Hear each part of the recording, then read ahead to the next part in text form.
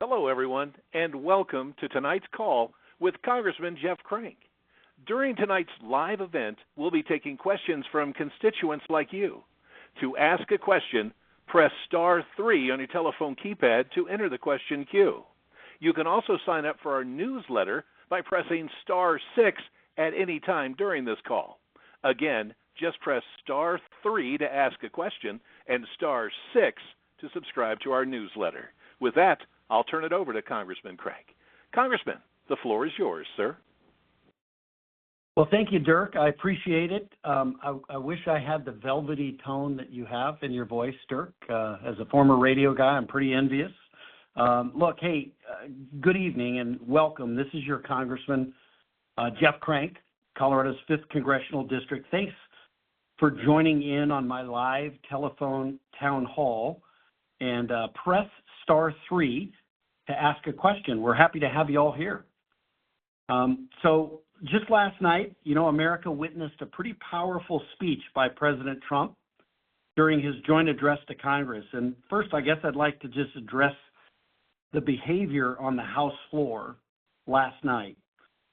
As long as I serve you, as long as you send me to Washington, D.C., my 750,000 constituents and my neighbors, I will never insult the people's house like the left did last night. It doesn't matter to me if there's a Democrat or a Republican in the Oval Office.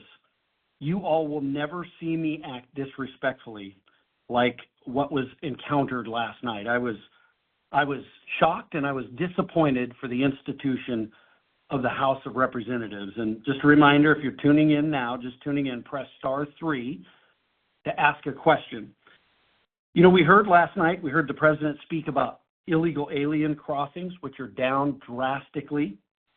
A big change from the previous administration, by the way. In just 44 days, the administration's crackdown on crossings has led to the lowest number of illegal crossings at our border in American history, in U.S. history. So this is what happens when you enforce the law. And this is an issue of the rule of law. And so I'm proud that the crackdown at the border is being supported right here in El Paso County. Soldiers from Fort Carson, they're on the border right now, protecting our national security.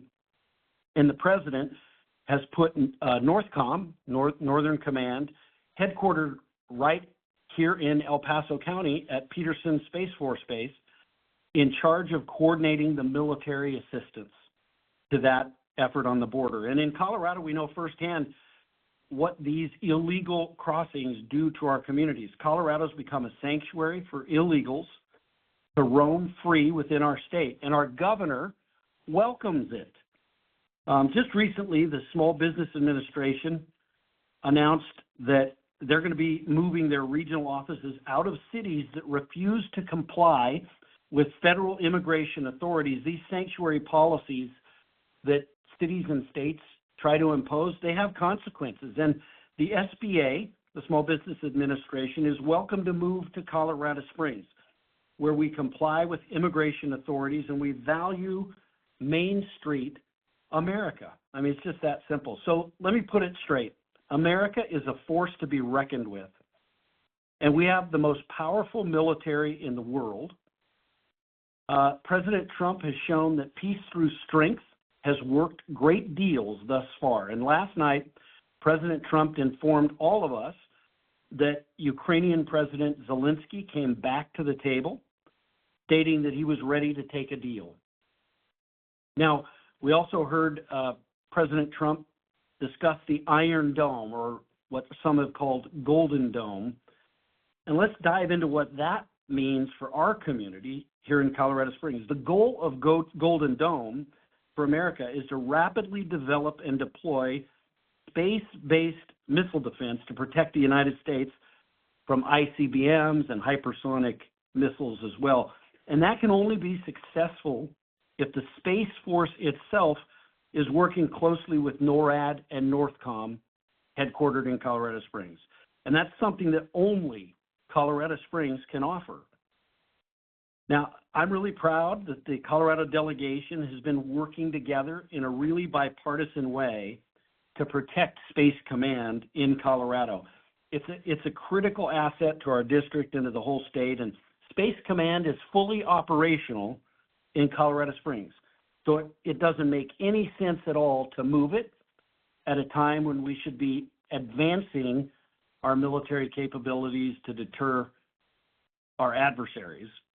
And just a reminder, press *3 if you want to ask a question. I trust that a lot of you will have questions on things that are happening within the new administration. We're going to take questions. You may have questions like the Department of Government Efficiency, also known as DOGE.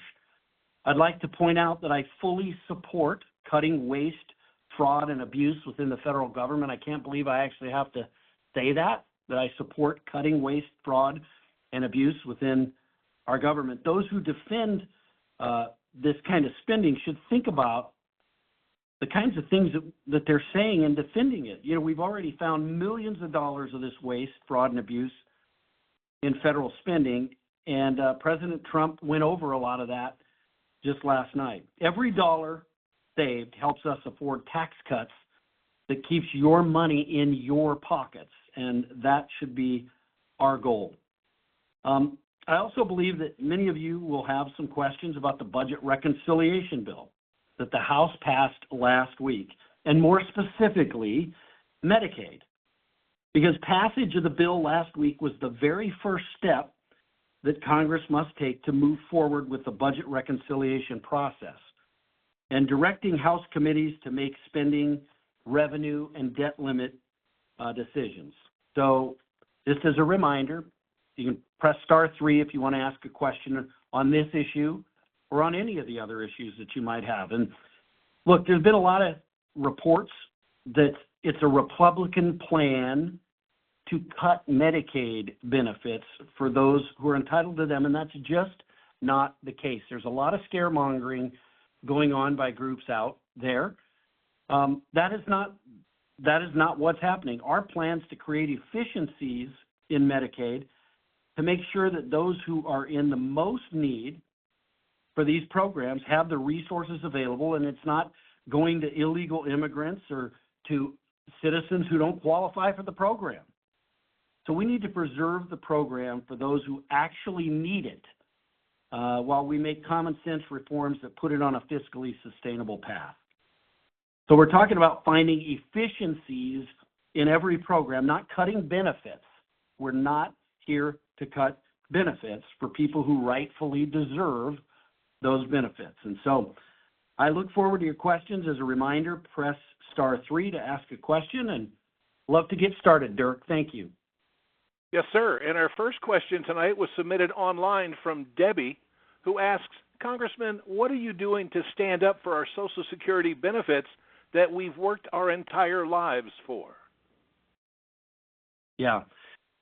Well, thank you. Thanks for the question. I really appreciate it. And look, first of all, President Trump's made it very clear that he is not going to touch Social Security. In fact, the budget resolution that we passed doesn't change Social Security. It just doesn't touch it. The president made that promise, and quite frankly, it makes the job probably a lot more difficult.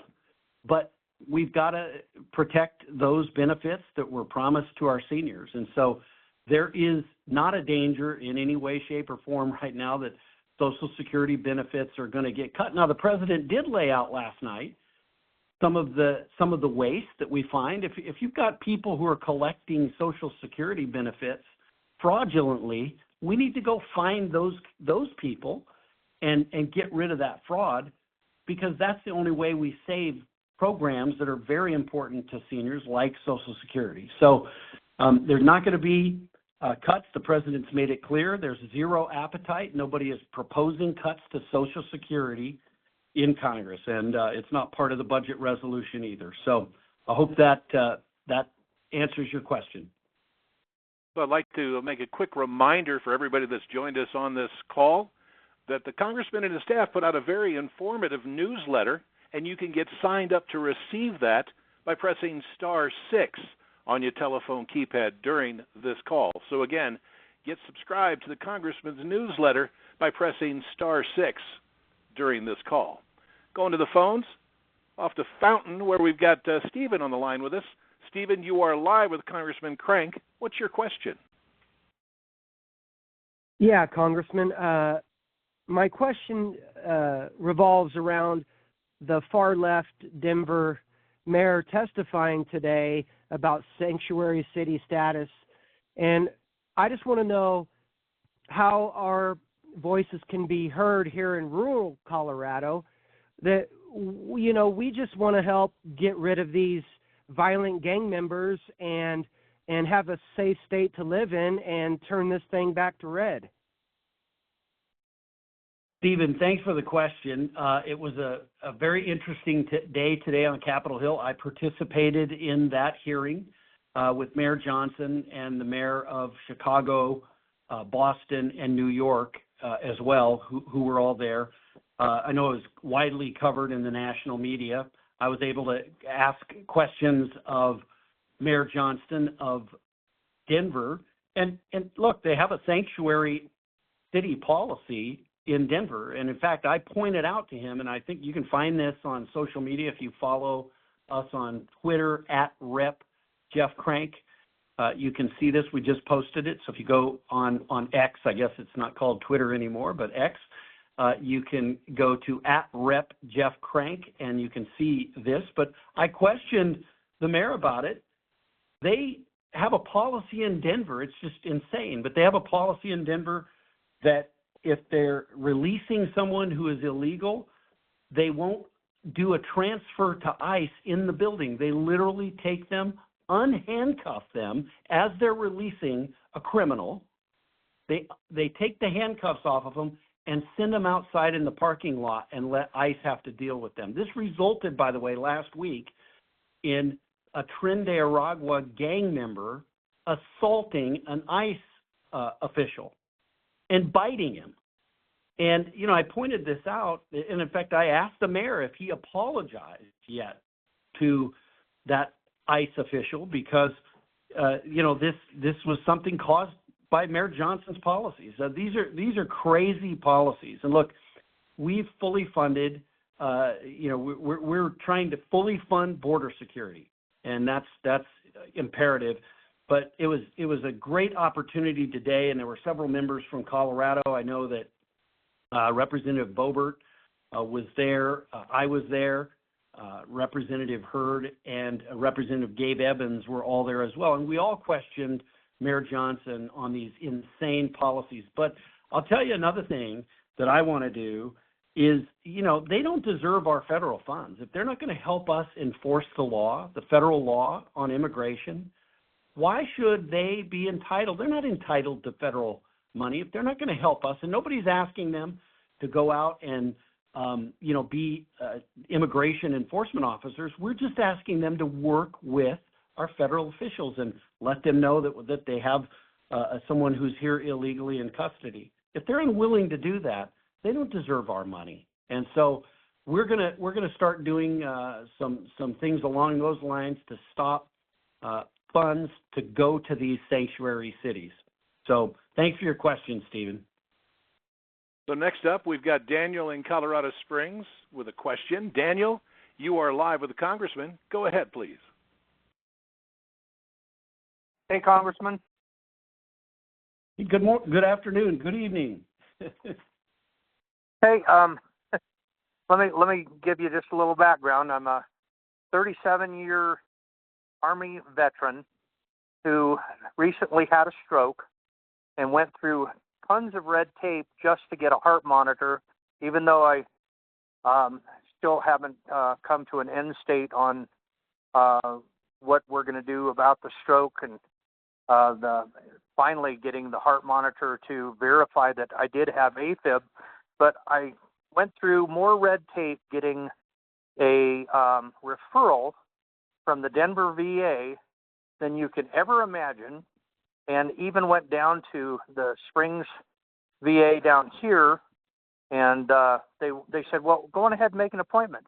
Well, that appointment is more than a month away, and their cardiologist only comes in on Thursdays, I think once a week. And I really don't feel like dying for my country as a peaceful citizen. I mean, I've no problem in the military, but, I've done my time, and it's just absolute hell getting taken care of by the VA. You have to have the referral, and that usually takes 2 or 3 weeks. And every time you call them, you spend an hour plus on hold. And taking care of our veterans, as a 37-year-old veteran, I can't imagine what the younger guys that don't have the experience dealing with this have to go through to try and get their stuff. So my question is what can we do to increase the efficiency of getting our veterans taken care of? Yeah. Well, Daniel, thank you. Thanks for the question. Thanks for your service to our country, first and foremost. We have so many veterans in the 5th Congressional District and in El Paso County, and, America just owes such a debt of gratitude to you. And we've got to make sure that we protect and defend our veterans who fought for us. And the federal government made a promise to our veterans and to our service members that we'd take care of them. And I intend to make sure that the government does just that. And I don't need to tell you, obviously, how much we owe our veterans and how important they are to our community. But let me just say this as clearly as I can. I will never support cutting benefits to veterans. Not going to support that. And, just like you, I've heard about VA's plan to reduce its workforce, those sorts of things. But Secretary Collins, the Secretary of the VA, said that this will be done to improve efficiency and not going to impact health care or benefits. And I'm going to hold him to that. Whether you're a Democrat or a Republican, we need to make sure that we're doing that. And I'm going to hold the Republican VA Secretary to that.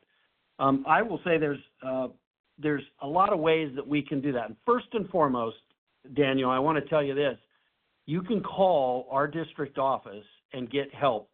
They can help you with the case. If you have a case, as you do, you can call our district office, and I'll give you the number here. It's 520-0055. That's, of course, area code 719-520-0055. And we have caseworkers who can help you specific to your case. So I want you to know that. But I also want you to know that I think there's a lot of other things that we can do to help veterans' health care in our community. Look, I'm for choice in veterans' health care. There's lots of veterans who love the VA system. They love it. And we shouldn't take the VA system away from those veterans that love that system. But there's a lot of other veterans who would like to use community care. And I'm for allowing those veterans to use that community care. And so, Congress made some strides towards that in the past, but we need to do better. We need to have a system so that a veteran can get health care that they choose, not that the VA chooses for them, but the kind of care that they think is best. And, that's going to allow more providers to be out there for veterans. And so what you would have is less wait times for folks, and you'd be choosing who your doctor was. And again, if you want to go to the VA system, more power to you. It should be there for you. So I hope that answers your question. And again, if there's anything specific you need, feel free to call our district office at 719-520-0055. And again, Daniel, thanks for all you do, and thanks for your service. So for everybody that's joined us, take a moment while you're on this call and get yourself signed up for the Congressman's informative newsletter. You can get signed up simply by pressing *6 on your telephone keypad. Again, please press *6 to get signed up to receive the Congressman's newsletter. And Congressman, next up, we have an online question from Janet, who is wondering, why are you supporting the elimination of the Department of Education? How does this benefit raising the next generation's leaders, scientists, and trade workers? Well, Janet, thanks for the question. I appreciate it. It's a promise that I made, and I talked about a lot when I was talking to folks in the district.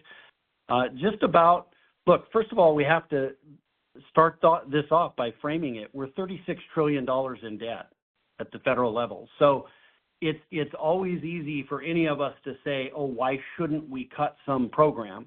And that's fair. That's the discussion we're having right now in Washington, D.C., is what should we cut?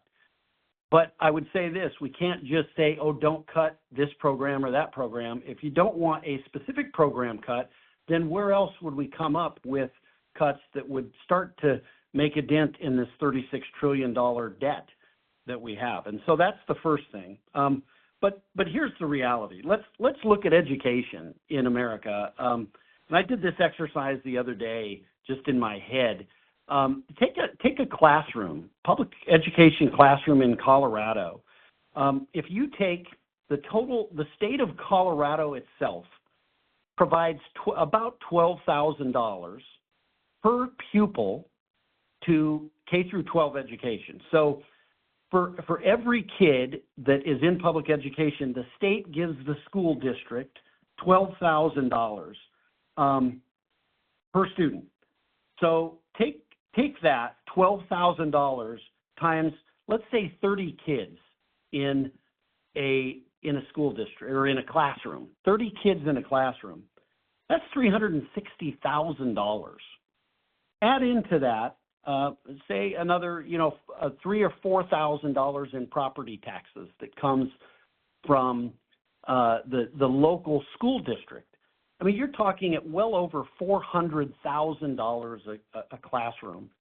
The average teacher salary, what is it in Colorado? $40,000, $50,000, $60,000. I mean, we can pay teachers more if we reallocate some of this money. And I would just say, if there's $400,000 a classroom that we're spending without the federal government involved, with state money and with local money, we're spending $400,000 a classroom. How in the world is it a money issue? It isn't a money issue at all.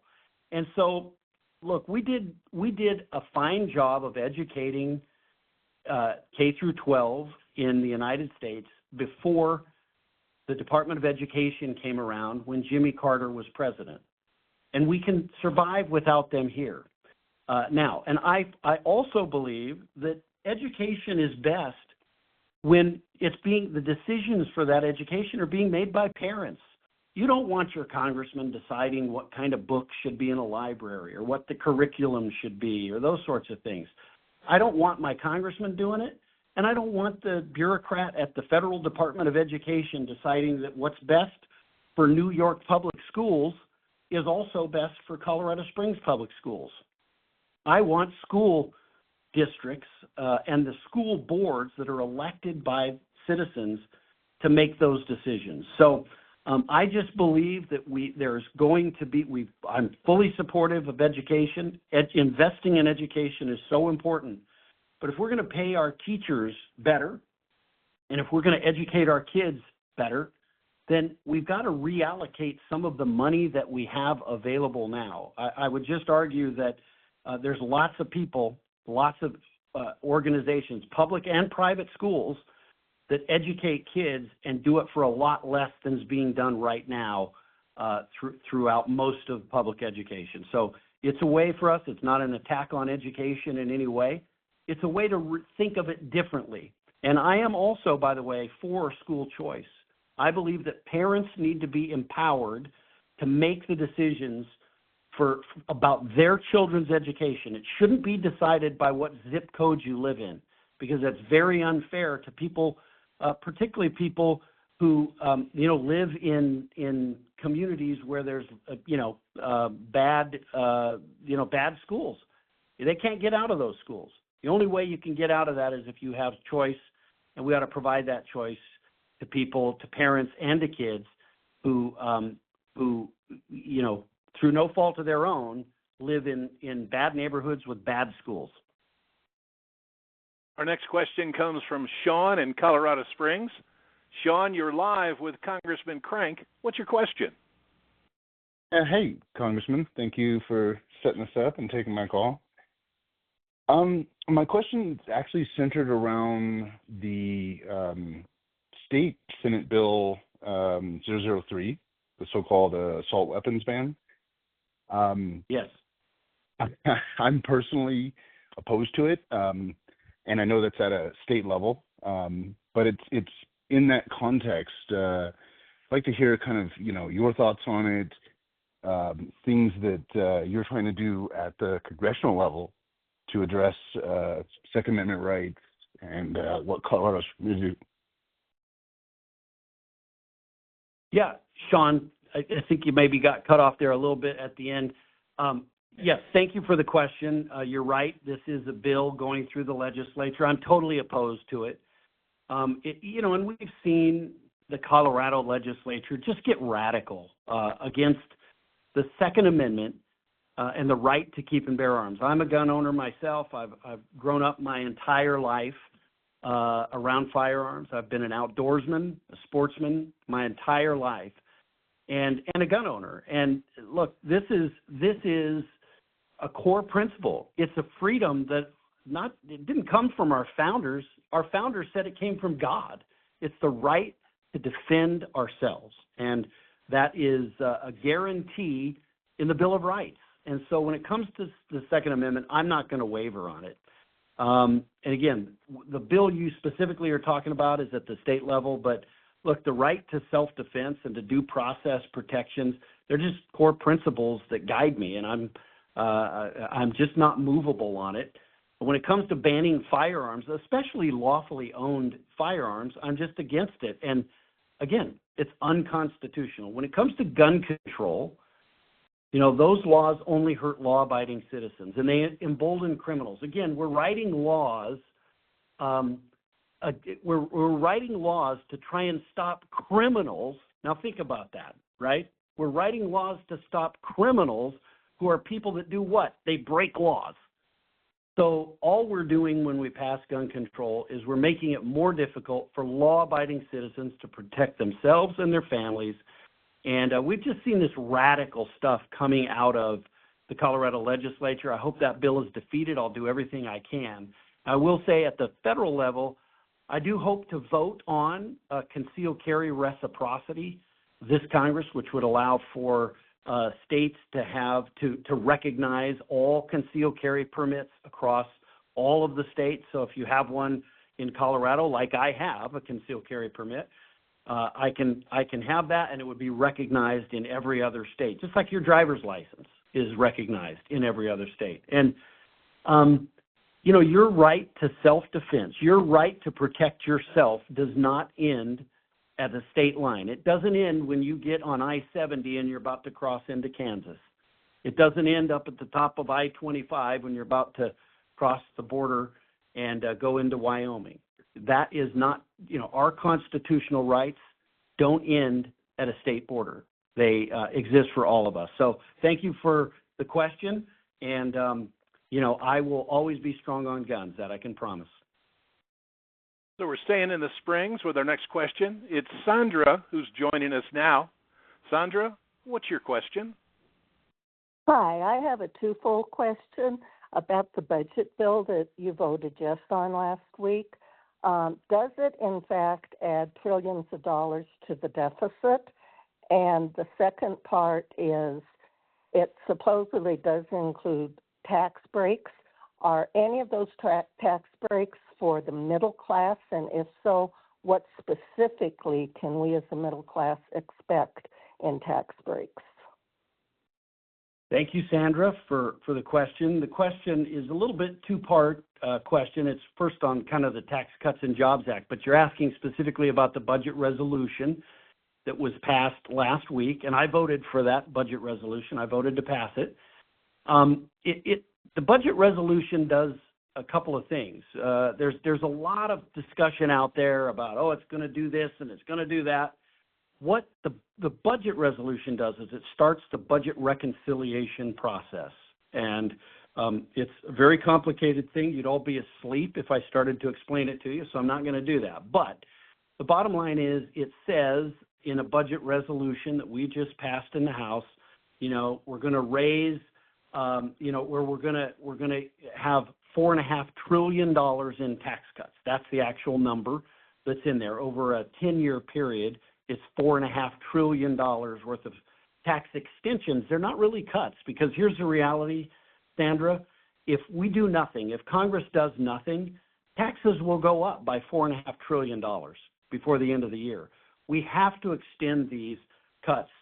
22%, it's a 22% tax cut for the average American. So the average American will pay 22% more in taxes if this bill isn't passed and we don't extend these tax cuts. And they include all sorts of things. In fact, for the average family, it's about a $2,000, I think it's $1,700 per family average tax cut. So again, your taxes are going to go up as an average as a family, $1,700 if Congress does nothing. So we can't let that happen. This should create 6 million new jobs. It's going to lead to a roaring economy. It led to a roaring economy in 2017 when we saw them pass those. And it's everything from, mortgage interest deduction, which average citizens take. There's also things like capital gains tax rate reduction and research tax credits for businesses. There's all kinds of things that are in there. But I will say this. This budget resolution doesn't spell out specifically what tax cuts are there. We're talking about what was done in 2017 and trying to extend those. But over the next month or two, the House Ways and Means Committee will go through and decide the specific cuts, tax cuts that are going to be there, and how those will be enacted in the budget reconciliation process, which you're going to hear more of over the next couple of months. So I hope that was somewhat helpful and answered the question. So I notice we have got a lot of folks that are on the line with us, and that's fantastic that you've taken the time to join us for this live telephone town hall with Congressman Crank. Now, part of the technology we're using allows us to get feedback from everyone listening in, and I'm do that by way of a poll question. Please use your telephone keypad to respond. I'll ask the question twice. So here we go. Do you support DOGE cutting waste, fraud, and abuse within the federal government? Please press 1 for yes, press 2 for no. Again, the question we're looking for your input on. Do you support DOGE cutting waste, fraud, and abuse within the federal government? Please press 1 for yes, press 2 for no. I see a number of people are keying in response. Thank you very much for taking the time to answer that question. And we've got an online question next. It comes from Tammy, who's asking, what are your plans for Medicaid, Congressman? Yeah, thank you, Tammy. I appreciate the question. And, this is something that we've just been hearing a lot about. And, quite frankly, it kind of angers me a little bit when I hear folks talking, and not your question, Tammy, but the folks that are out there whipping this up and saying that there's cuts to Medicaid. First of all, it's a budget resolution that says that the Ways and Means Committee or the Energy and Commerce Committee will have to go find X amount of dollars in savings. So there's nothing specific there. The word Medicaid was not even mentioned, and you can go do a word search on the budget resolution that we voted on. Medicaid, the word Medicaid isn't in that bill. But here's the reality. There's lots of federal programs that there is waste, fraud, and abuse in. And any dollar we're spending that is wasteful or fraudulent or abused is money that we can't give to an actual beneficiary who's legally entitled to have that benefit, like Medicaid. Every dollar we waste on fraud in Medicaid, we're not able to actually use that to pay for Medicaid for an actual recipient. Let me give you a couple of examples. In Colorado, the Medicaid program made more than 220,000 payments to healthcare providers on behalf of people who were dead.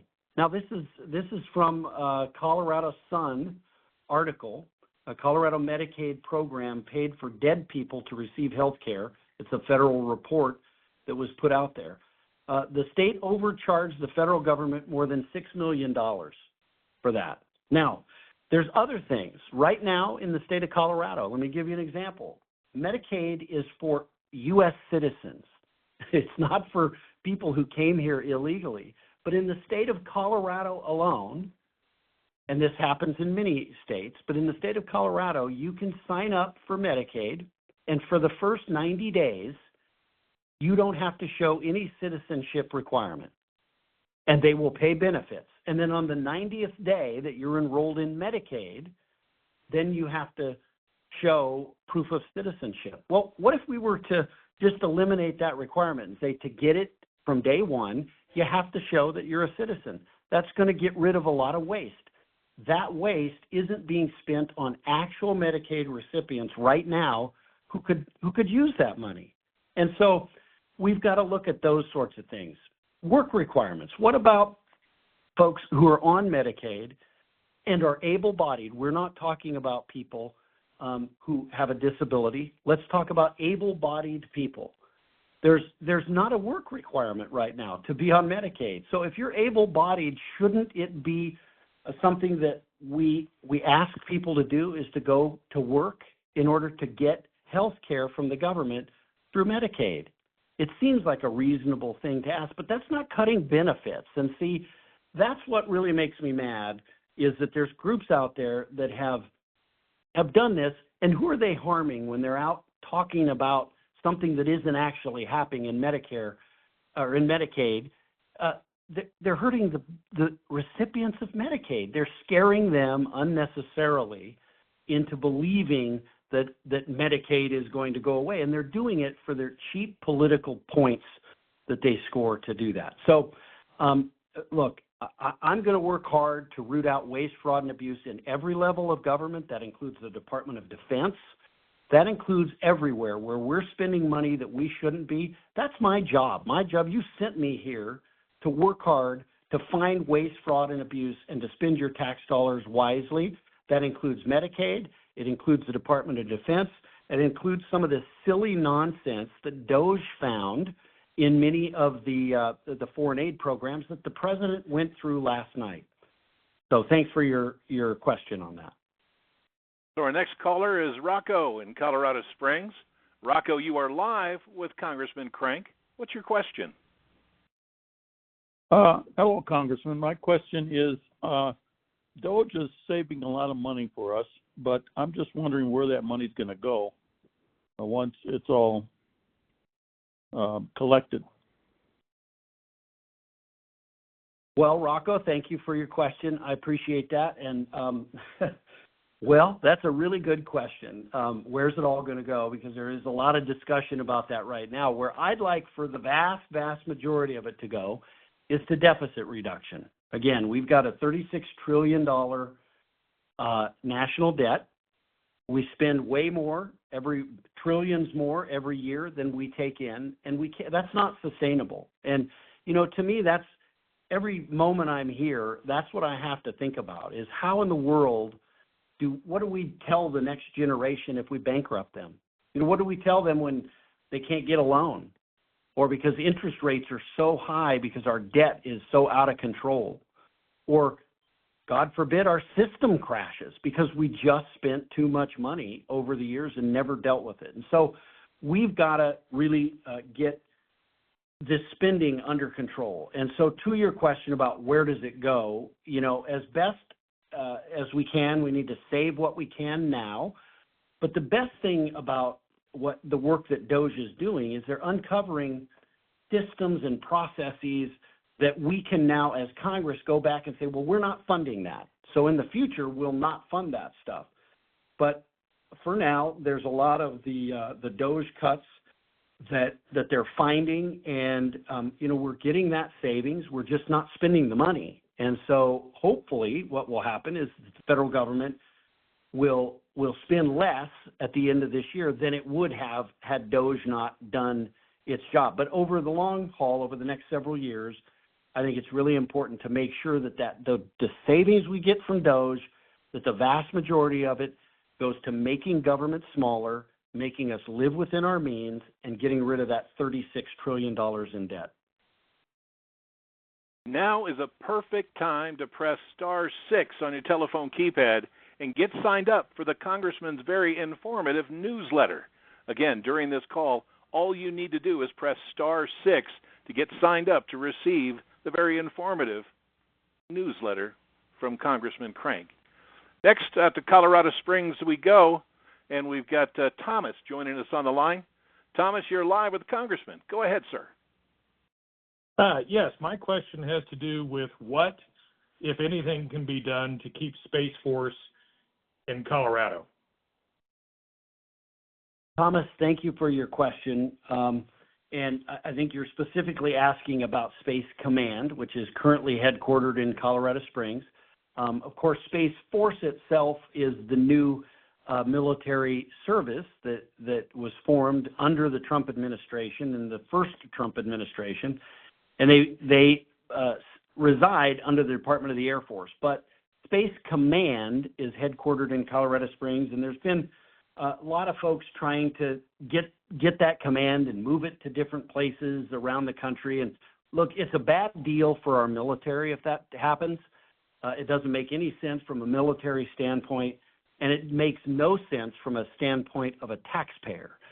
First of all, it would cost at least $2 trillion to move Space Command anywhere other than Colorado Springs. And at a time when we're looking into the seat cushions of the federal government to try and find, extra savings somewhere, we sure shouldn't be spending $2 billion to try and do that. So that's first and foremost. But from a military standpoint, we can't move Space Command. It's a fully operational command, headquartered, as I said, in Colorado Springs. It would leave us vulnerable to move that command at a time where China may, invade Taiwan. We expect that could happen over the next couple of years. This would hurt our capability for at least 7 years. It would make it very difficult to be fully operational as a command when we're already fully operational. So what are we doing about it? We're doing several things. One, we're talking to the Trump administration, and I'm really proud of the effort that we've put forth with all of our congressional delegation. That includes our 2 U.S. senators who are both Democrats, but it also includes our House members here, and I'm working with Lauren Boebert, I'm working with Jeff Hurd, Gabe Evans, and the Democrats here as well. But our 2 U.S. senators, Senator Hickenlooper and Senator Bennett, we meet pretty regularly to talk about what we need to do to make sure that Space Command stays in Colorado. And so we're working with the administration, doing everything we can, but we're also sort of legislatively trying to do some things as well. And, it's a decision that the president could make. Thankfully, he hasn't made that decision, and we're doing everything we can to convince him that it's not a good idea to move Space Command. One last thing on that I will say is Iron Dome, which the president talked about in his speech last night. He signed an executive order creating Iron Dome, which would put a missile defense system or shield, much like Israel has, over the United States. Believe it or not, we don't have that here. If a missile is fired into the United States, it's not going to be good for America unless we have such a system that would be able to shoot those missiles down incoming into the United States. So I will say this effort, this Iron Dome or Golden Dome, as it's also called, will be something that it will have a great impact in Colorado Springs. We're going to get a lot of space business from Iron Dome, and I can tell you, I talked to the chief of space operations. He's the 4-star general who oversees Space Force. I went to the Pentagon a couple weeks ago. I had breakfast with him, and he told me, he said, regardless of what happens, space is going to grow in Colorado Springs. You're going to have more space jobs in 5 years than you have today. It's a growth business for Colorado Springs. So I'd like to take a quick detour. We'll get back to caller questions in a moment, but I'd like to ask another poll question. Simply use your telephone keypad to respond. Question is, do you support President Trump's efforts to make our southern border more secure? Please press 1 for yes, press 2 for no. Again, do you support President Trump's efforts to make our southern border more secure? Please press 1 for yes, press 2 for no. You folks are keying in their response. Thank you very much for answering that poll question. Your opinions matter to us. Next up, back to the phones in Colorado Springs, we've got Hayden joining us. Hayden, you are live with Congressman Crank. What's your question? Congressman, thanks for taking my call. I just sort of wanted to ask you about your experience yesterday at the congressional address. Maybe if you can give like a highlight and a low light for us or something like that, a favorite moment from that address, something along those lines if you could. Hayden, thanks for the question. Let me just say,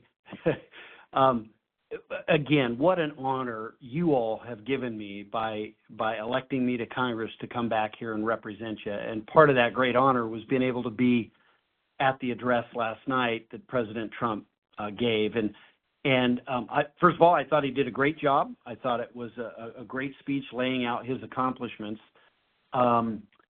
He did an incredible job, I think, of laying out where he is with up to now in the first 44 days, and where he wants to go, and where Congress can play a role in that. The low light of the night was the behavior of Al Green and of the Democrats. And to be quite honest, and I will just tell you, I have zero tolerance for that. I thought it was frankly despicable to interrupt the President of the United States. It was disrespectful to every member of the House of Representatives. And let me be clear to anyone on the call who might think I might not say that about a Republican. I would say the same thing if a Republican did it. I think our discourse needs to be better than that. We can do better. My dad and my mom taught me to be better than that. And that's why, as I said at the start of this call, I'll always represent you, hopefully with, decorum, and you'd never see that kind of an outburst from me. So I thought it was despicable. I actually am a co-sponsor. This morning I co-sponsored a motion in the House to censure Al Green. It'll be voted on tomorrow on the House floor, and I will vote to censure him. We can't allow that kind of behavior to take place on the House floor. The highlight for me of the whole thing was DJ, the little boy with cancer. I kind of get choked up even thinking about it. I was down on the floor, and Mrs. Trump, Melania Trump, was kind of right up over my shoulder in the gallery. And, of course, DJ was right behind her. And that moment when they made him an honorary Secret Service agent and he jumped on the head of the Secret Service and gave him a big hug, I don't think anybody who's a mother or father could look at that without getting emotional about it and thinking about what a special moment that is for a special young man.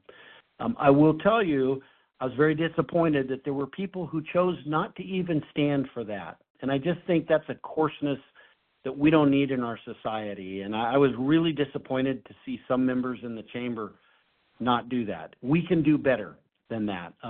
So those were my high points and my low points. All right, our next question comes from James in Colorado Springs. James, you're live with the Congressman. Go ahead with your question, please.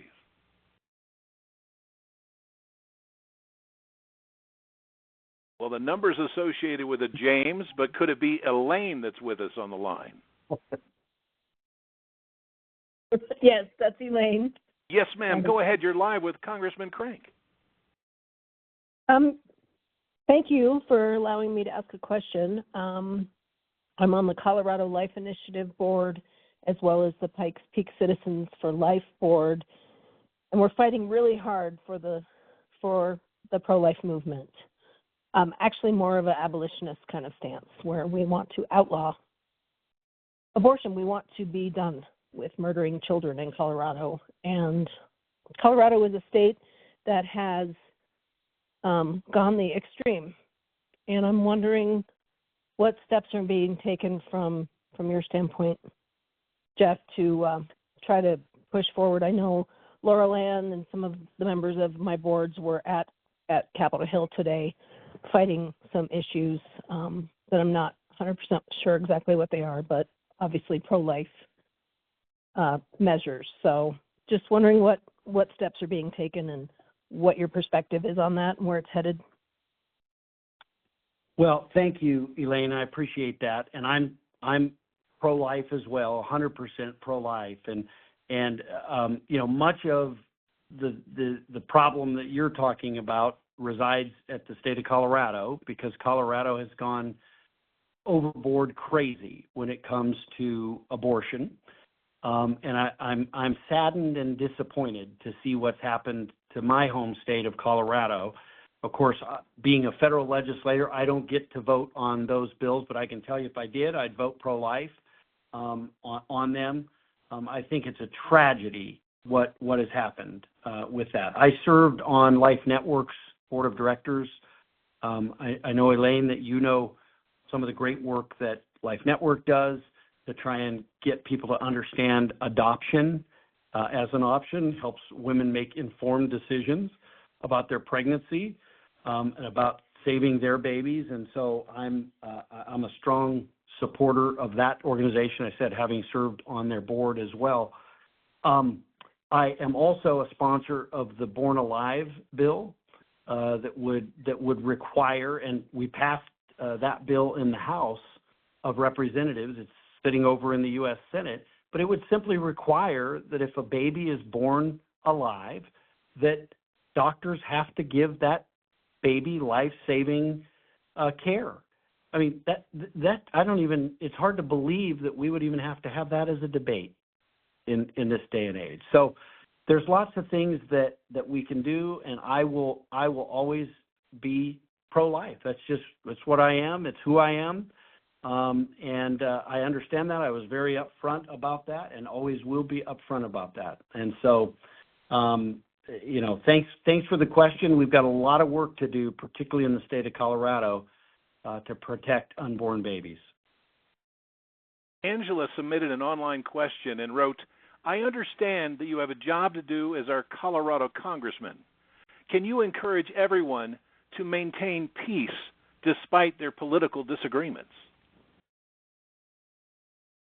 You know, what a great question, and I touched on that from some of the stuff that happened last night. And I will tell you, I think the people that sat on their hands last night, when they talked about a little boy surviving cancer, I mean, they did themselves a disservice. I mean, if you're going to act that way, you're probably going to be in the political wilderness for an awful long time. Look, we can just do better. There's lots of people here who I just disagree with, but I can still talk with them and be civil to them. I don't have to agree with them. We can agree to disagree. But the name calling, standing up and shaking your cane at folks, that kind of stuff, it might be good for social media. Maybe they get clicks, and I think that's why they do it. But I got to tell you, we can do better, and we have to have civility and discussion. It's one of the things that I really liked about this town hall tonight, right? We've had civil discussion about it. People have been able to ask questions. You know, we talked about the issue of Medicaid cuts and stuff like that, but there weren't people waving canes and screaming and trying to shout others down. And we've got to be better in America. We've got problems we've got to solve, and the only way we can solve those is to work together to do it. So we're going to try and sneak in one more question in the time we have available, and that honor goes to Susan in Colorado Springs. Susan, you're live with the Congressman. Go ahead now. Hello, Susan. Oh. Yes, ma'am, you're live. Go ahead with your question, please. Looks like Susan decided to leave the call. But as I say, we are about to run up against the hour mark that we were planning on doing with this call. So with some time that we've got here, Congressman, I'd like to call on you for some closing thoughts, sir. Well, thanks, Dirk. I really appreciate you doing this, and I really appreciate all the citizens of the 5th District who took time to be on this call tonight. Again, it's just been an honor for me to serve as your representative in Congress for the first month and a half here.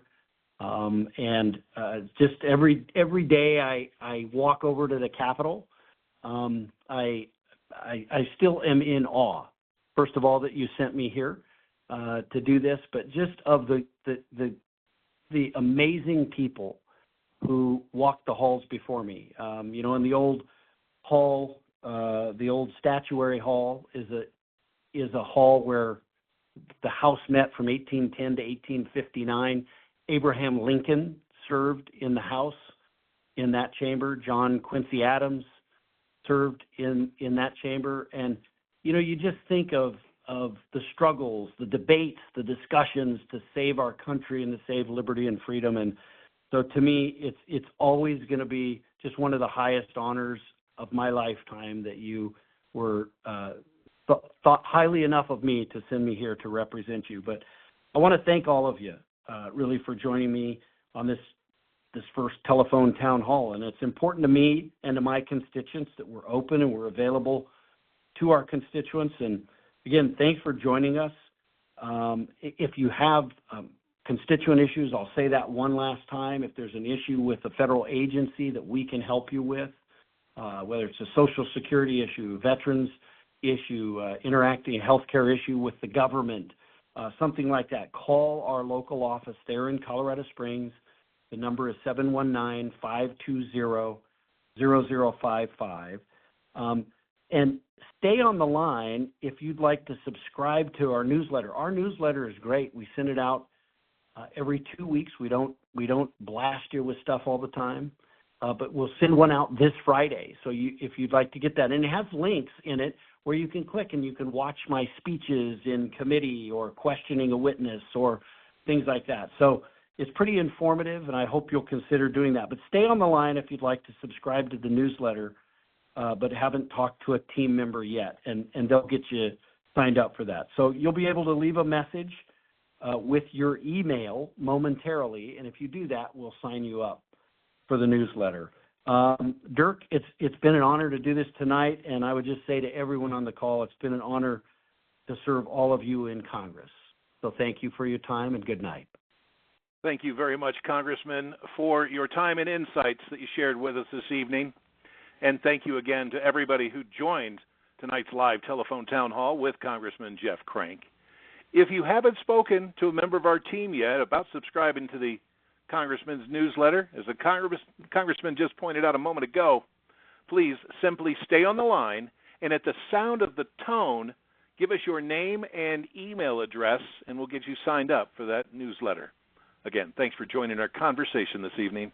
We hope you stay healthy and safe, and have a wonderful night. Goodbye, everyone.